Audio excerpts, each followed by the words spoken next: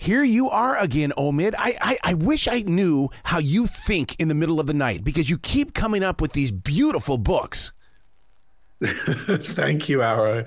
Yeah, it's been a wild 5 or 6 years covering the Royals. Absolutely, so much has happened, and I think with this one, I didn't think I would be writing it so soon, but I think after we celebrated the life and legacy of the Queen, it felt like the right time to kind of pull back and look at where we're at with the British family, Well, royal I, I family. I love the way that you start the book off by picking it up right there with Queen Elizabeth. I mean, because we have been a part of this my entire life. I mean, this would be in the National Enquirer. I didn't have you as a kid. Well, exactly, and I think it's so difficult to really kind of to know where we're at with the royal family when so much of the coverage revolves around the soap opera of the story. And ultimately this is an institution, an establishment that sits at the head of our country, and so it felt like the right time to question the kind of role, the purpose, the relevancy of the British royal family in 2023, and ask the question that I think so many have been afraid to ask for so many years, which is, does it still have a place? Hence the name Endgame, correct? Correct. And listen, this isn't me saying or declaring the end, but I do feel we've reached a kind of point in the road where the end of the royal family as we know it is certainly a risk. And you only need to look at European monarchies of the past to see that one of those turns in the road takes you to complete irrelevancy. It turns you into a tourist attraction. And I think that the British royal family have so much more to offer than that. But I think some modernization, some changes, some accountability needs to happen along the way. And yet, Omid, I was the guy that was so glued to that television set when he became King Charles. I cried like a baby. I'm an American, and it's like, this has nothing to do with me, but oh my God, this is happening in my time. Well, I think, listen, I felt I got the goosebumps. I was there covering the coronation in London, and it's hard not to be swept up in the pageantry, the kind of the theatrics of it all. And it was a kind of theatrical production. It was a fantastic soundtrack. The Royals really know how to put on a big ticket show. But at the same time, one has to also look at what goes on in between those, what goes on behind the palace walls. And I think that for so many years with the Queen, she was almost like this kind of like ring of protection around the royal family. The mystique and mystery that she brought to the institution protected so many others within it. Without her, we now have a monarch whose life we know, warts and all. Same for Queen Camilla. It's very different to the Queen, who we really knew nothing about what she thought or felt beyond horse racing. Yeah, see, I thought for sure that they would become more brilliant with their speaking. It seems like they've retreated a little bit, and because or is it that they're hidden behind this drama between William and Harry? Yeah, I think, listen, it's certainly in for Charles, we've certainly seen him have to pull back on some of the things that we really liked about him. As a Prince of Wales, he was a little edgy. He pushed on issues and environmental advocacy in a way that we hadn't seen other royals do. And I think that will always be his legacy. As the king, he's had to come in and almost take on an almost administrative role. He can't be as vocal about those things in the past. So you're right. There has been this kind of like retreat when it comes to speaking so openly and publicly. But as you mentioned, the kind of soap opera of the story, the family feuds, the ongoing wars between family members, particularly William and Harry, do continue to overshadow so much. And listen, for an institution that once was supposedly the perfect example of British family, traditional family values, one has to then question is like, are these people actually doing anything to uphold those? Or have they been kind of swallowed up by personal PR agendas and petty wars between each other. Right, right. I can't be the only one who sees the Christmas card that Queen Camilla and King Charles put out, and I'm going, wait a second. I'm so used to seeing both of you in beautiful suits and dresses. I'm not used to the crown on your head. Is that going to take just more time for me to kind of get into that culture? You know, I think certainly we always knew King Charles was going to happen. Yeah. And that he was the longest intern ever in royal history.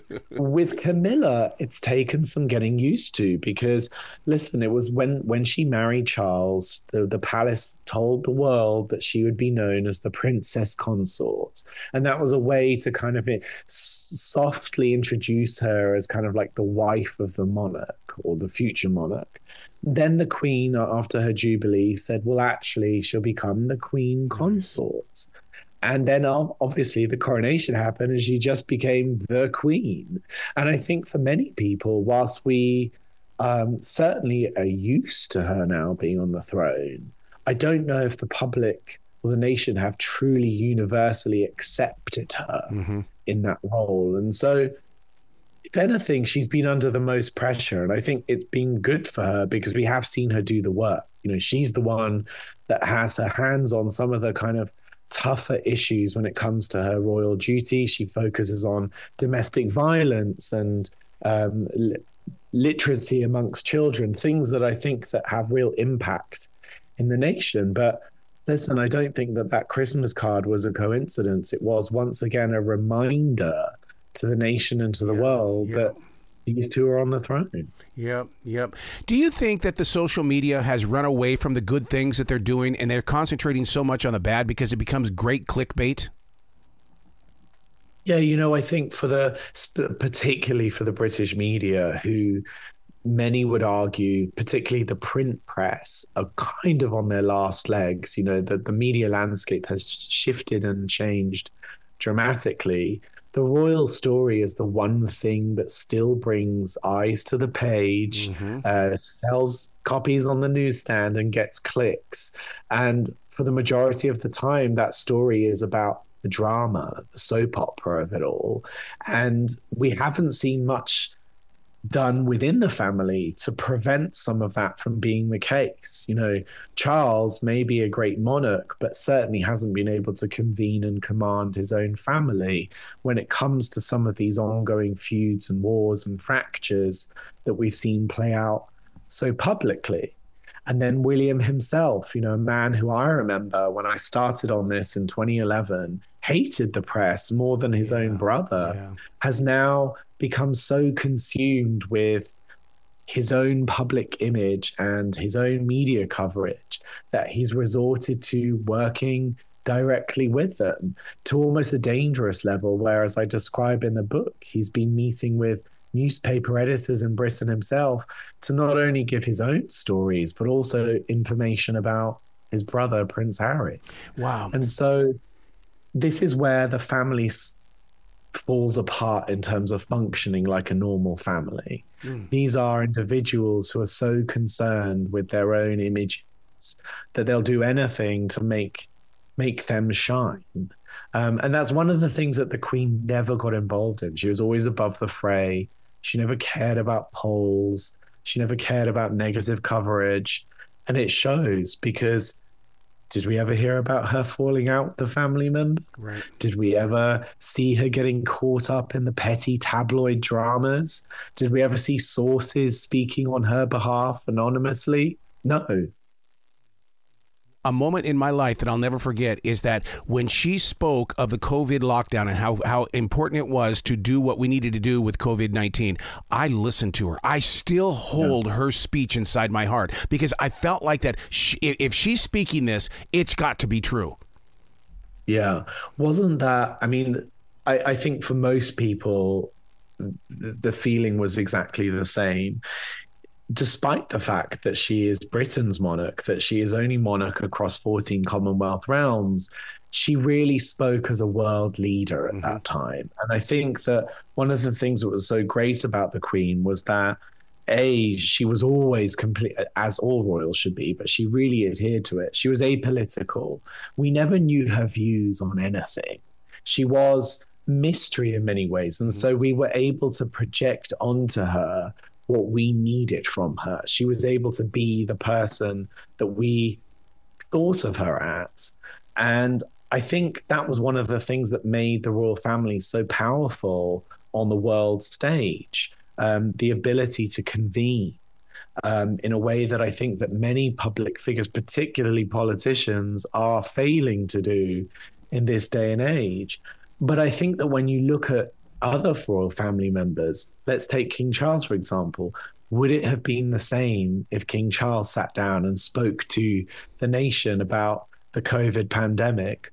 Would we have felt exactly the same? Or do we know too much about him? Is his life too known to us? Is the mystique and mystery gone for it to feel like it's coming from someone that really holds a place in our hearts? I got to ask you a personal question, Omid, because you're so dynamic when it comes to sharing this story. I was with Joan Collins yesterday, and she spoke of a time where she asked Princess Margaret a question, and everybody was taken back by it because you're not supposed to ask royalty questions. Do you face this as well?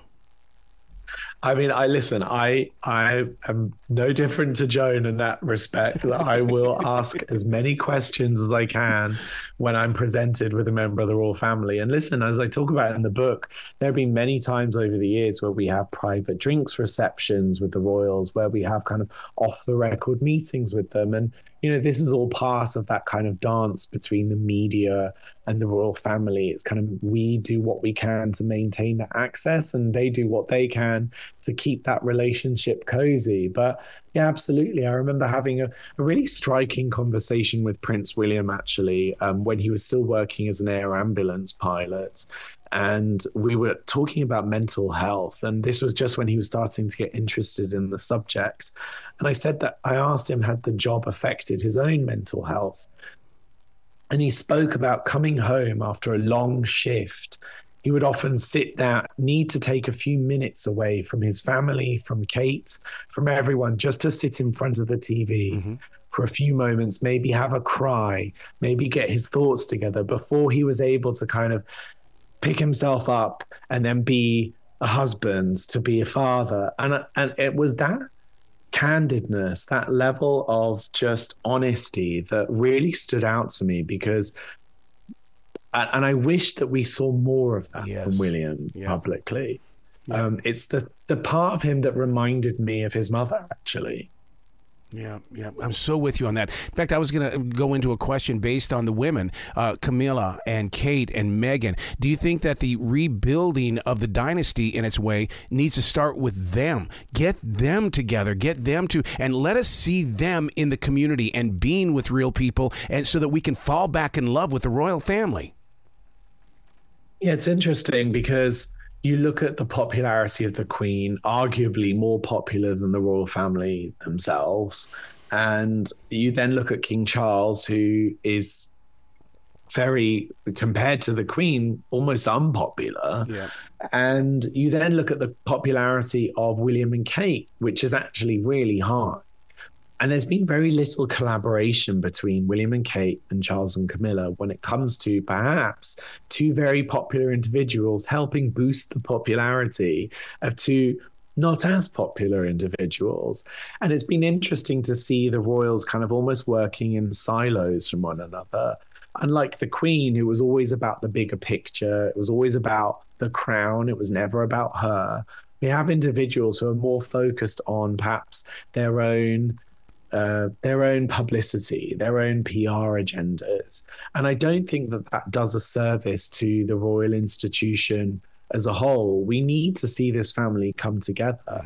It stands out to me that more than a year from taking the throne, we've still not seen William and Charles do any engagements together. They've never stepped out together in a collaborative way. And I think that for a family that once was representative of traditional British family values, it would be nice to see some of that restored. Yeah, even if they go out hunting together. I just want to see them together. That's all I want. I want to see some family action here. Well, listen, you've got Christmas coming up at Sandringham. We will see all of the family members step out for that Christmas church service that we famously see them for every year. And I think that given the years that they've had, this is, Charles has now successfully completed a year on the throne, but there have been trials and tribulations along the way, including this book. I would imagine that this will be a real show of unity. Whether that's authentic or not almost doesn't matter, but the message that will be sent out is a united front. Yeah. The name of the book is Endgame. My question is that what would happen if it is the end? Because I think that would change the world. I think it would change history. We would be missing out on something that has been such a major part of our lives, a love story of sorts. Yeah. People questioned the name of this book. I think a lot of people thought I was declaring the end of the royal family. I simply believe that we're just at this kind of juncture in the road where you only need to look at other European monarchies to see that they can quickly go from glory onto a path of irrelevancy or simply becoming a tourist attraction. Right. And I think that for the British royal family, they're dangerously close to a place in which that could potentially be the future for them, unless changes are made. With the Queen, she upheld a certain line of morals, ethics, and values that I think it would be nice to see the current royals also striving to achieve. But instead, when we look at the way Harry and Meghan were treated and pushed out, we look at the actions of Prince Andrew, we look at the kind of warts and all life that we know of Charles and Camilla, I don't see those same things represented that we celebrated in the Queen. And for our current monarch and his wife to be the head of the Church of England is incredibly important to at least be able to represent it on that level. So I think it's fair to at least ask these questions. I know in the UK, this book has been particularly divisive. It's been polarizing. My view is that we fund these members of the family. We fund their work, their public endeavors. And so we should be able to scrutinize them in the same way we do the politicians that we also fund in this country. Is it strange for me to love the idea that Prince Harry is here in America? I love that he's here. I love that he's trying to be a father and a husband. There's just something very inspiring with his ambition. Yeah, and it's so interesting to hear you say that, because I think that does seem to be an opinion I often hear here in the US. There's an admiration for someone that can go stand up against the system, and even if everything is coming back at you in full force, do what's right for yourself and for your family.